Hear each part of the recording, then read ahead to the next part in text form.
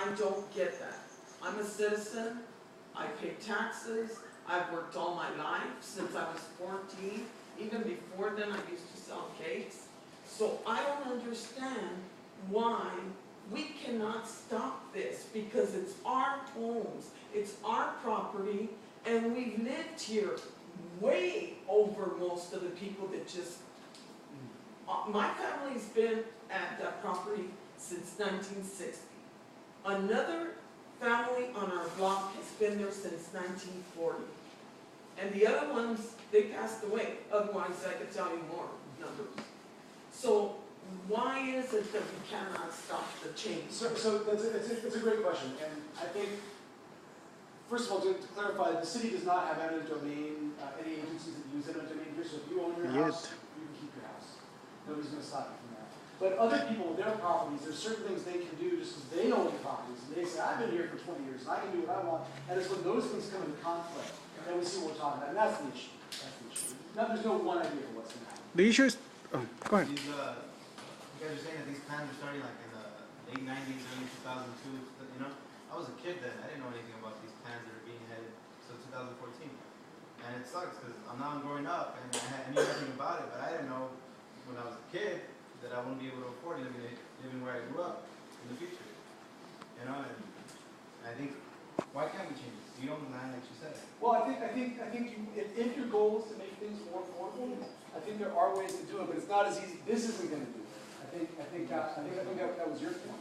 Is that this is one narrow little thing. If you want to organize and find money, get the properties, and get people together, I think that's what you got to do. It sounds like you are good at organizing, so I respect you for doing that. Yeah, go ahead. But I would like for you to trust us with the bigger picture, because you can see over at CVS, they closed down the pizza place years ago. They're not released. They're not, they didn't release. The Chinese restaurant we've all gone to over there by John Marshall High School, they're closing that down because they're not renewing their lease. Kentucky Fried Chicken. What's going to be happening with all of that your guys are not telling us? Well, yeah, I'm just here having a conversation. What happened in Echo Park? They get gentrified. That's not bad, but you open your eyes and you start to see all this stuff that's going on that nobody's telling us. That you guys in here might know. I think the high-end market is going into Ralph's. Ralph's is also using their lease. Yeah.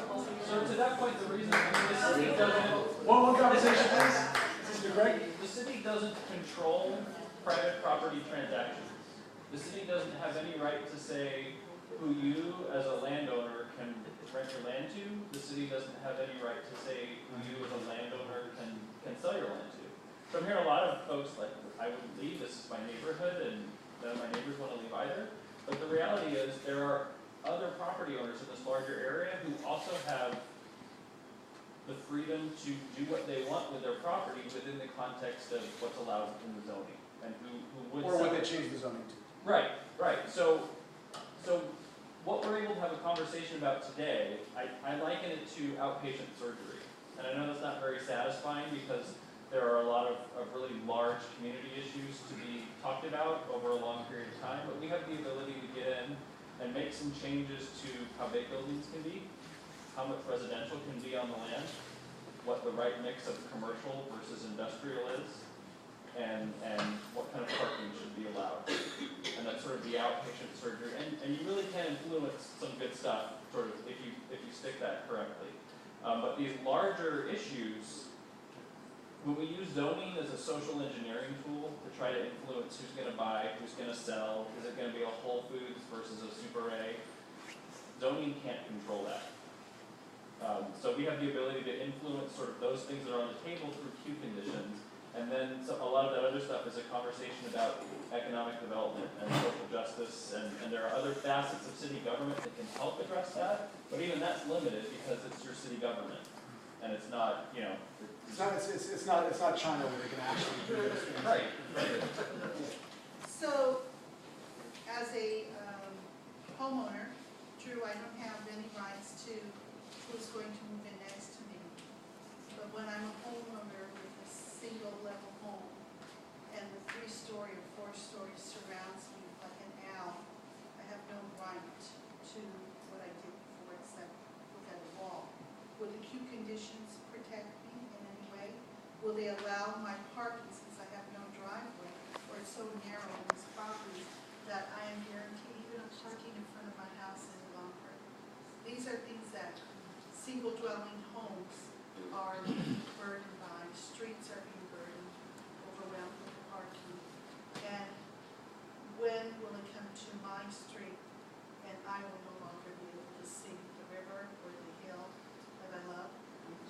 to answer your question in the simplest terms, zoning can influence that, because zoning can say, are you allowed 2 stories, you allowed 3 stories? So at the River House, and the lady who lives next to that by Marsh Park, what were her rights? Well, at that time, they were pretty limited because it was I don't know the exact site, but I assume it was a 45-foot height limit. And what was built next to that was probably 45 feet or maybe even a little Is higher. that 3 stories? 45 feet is about 4 Yeah, so stories. she's 4 stories blocked in. So it was very limited. Yeah. Where the height reduced, then it Even might have if been a it better was 3 outcome. stories or 2, you know, she still has lived there many years, and this is what's coming, and this is what people are afraid of. Will these Q conditions protect people on her? If anything, not. I mean, these Q conditions, as currently proposed, which are not on the residential side, probably not. Yeah. Except that the Q conditions do currently specify setbacks Yes. where the commercial district butts up against a residential one.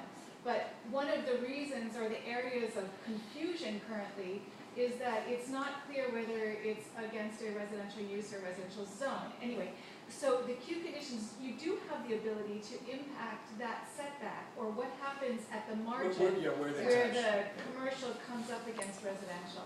Okay, and then we should wrap it up, but did you? I was just gonna say, I mean, the irony is, of course, that the 4-story building goes up next door, and the hipsters move in, and the property values go up.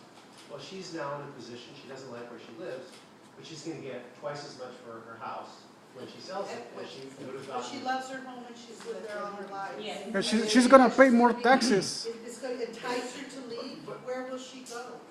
No, the point is that there's With the probably river down. 50% of the people are greedy and want to get as much for their house as possible, and 50% of the people want to preserve the neighborhood more than they want to make money.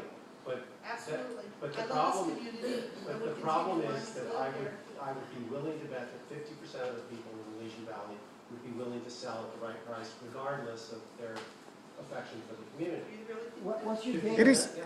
What's your what do you- data? Well, okay, let's I think we We have a have. statement, I like you to back it up. I mean, Yeah. Okay, everybody, please, let's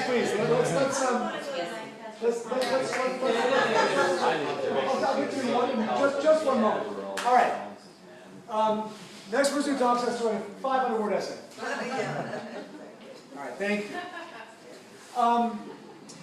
Okay, so here's what I heard, and I'd like to know if you guys agree or disagree with this. I heard that there were concerns about affordability, but I didn't hear any support for increasing housing in the area. I don't believe we have the infrastructure to take on any more Right. than we have already. We already have infrastructure problems. Okay, Look at our streets. okay. Yeah. All right, so there are reasons for the thought, but that still appears to be the thing. We're concerned about affordability, but we don't want additional housing. No, but I mean, there's no way with the sewer system we have to get more houses. But sure, but I mean, often when developers propose to do things, you must upgrade the sewer system. yeah, but that doesn't matter. That doesn't matter. It's not bad. Yeah. Las Vegas Cafe, there's all those apartments, I would park there to install an internet and stuff, and it smells terrible there.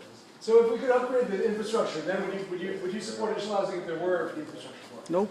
No, there's no space. Okay. No space. And So- fire trucks can't even What go is- through the neighborhood. All right. Yes, please, go ahead. Going back to Hold on, somebody's going to write a 500-word essay, I think. I think I heard that. going back to this person that said, I'm getting bored.